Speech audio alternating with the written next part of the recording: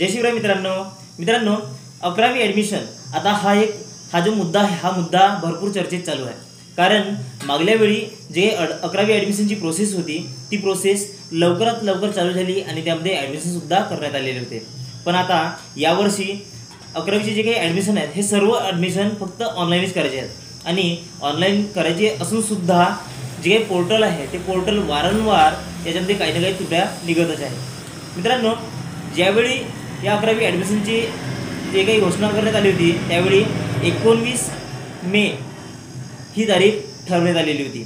पण मित्रांनो, यामध्ये वारंवार काही ना काही बदल करण्यात येतच आहेत। मित्रांनो, पहिल्या दिवशी त्यांनी तात्पुरता हा जो काही पोर्टल आहे हा पोर्टल चालू केलेला होता, त्यामध्ये विद्यार्थी नोंदणी हा ऑप्शन देण्यात आलेला होता। पण त्यानंतर लगेच मला वाटते जवळपास 5 ते 10 मिनिटांमध्येच तो ऑप्शन जो आहे तो काढून टाकला।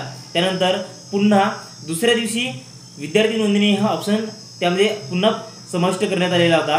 पण त्यामध्ये त्यांनी स्वतःच एक नोटीस दिलेली होती की आता सध्या जो पोर्टल आहे हे पोर्टल सध्या डेमो पोर्टल आहे, यामध्ये तुम्ही जर नोंदणी करत असाल तर तुमची जी काही नोंदणी आहे हे रद्द करण्यात येईल। तर मित्रांनो, यूट्यूबवर यावरच भरपूर असे यूट्यूबर आहेत ज्यांनी व्हिडिओ बनवलेले आहेत की जी काही डेमो नोंदणी आहे हे डेमो नोंदणी तुम्ही केली का। मित्रांनो, सहज आणि सोप्या भाषेत बोलायचे झाले तर तुम्ही स्वतःच समजदार आहात।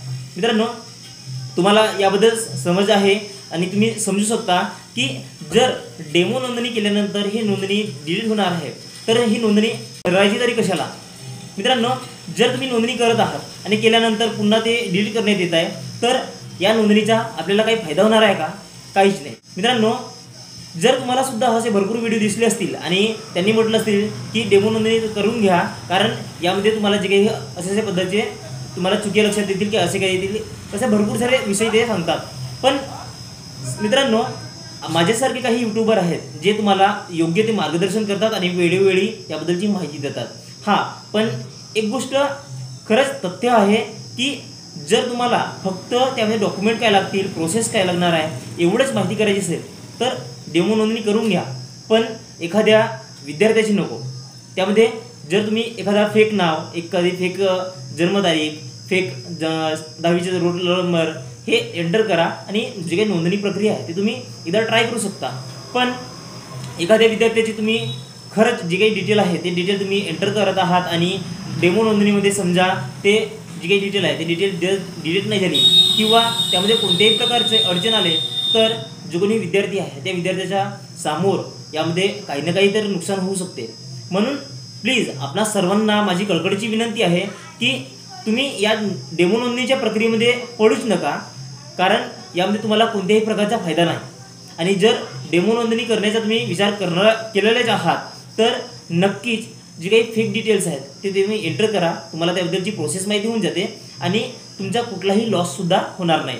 मित्रांनो, आजचा हा व्हिडिओ खरंच तुम्हाला महत्त्वपूर्ण वाटला असेल, काहीतरी माहिती देणारा वाटला असेल तर नक्कीच आपल्या चॅनलला सबस्क्राईब करा, व्हिडिओला लाईक करा आणि हा व्हिडिओ जास्तीत जास्त तुमच्या मित्रांपर्यंत पोहोचवा। कारण असे भरपूर तुमचे मित्र असतील ज्यांनी ही डेमो नोंदणी केली असेल आणि यामध्ये काही मित्र तर असे असतील ज्यांना डेमो नोंदणी चालू आहे याबद्दलची काहीही माहिती नसेल, त्यांनी नोंदणी केली असेल आणि त्यांना असं वाटत असेल की माझी जी काही नोंदणी आहे ती नोंदणी झालेली आहे। म्हणून प्लीज मित्रांनो, तुमचे जे काही मित्र आहेत, परिवार आहेत, नातेवाईक आहेत यांपर्यंत हा व्हिडिओ जास्तीत जास्त पोहोचवा। तोपर्यंत जय हिंद मित्रांनो।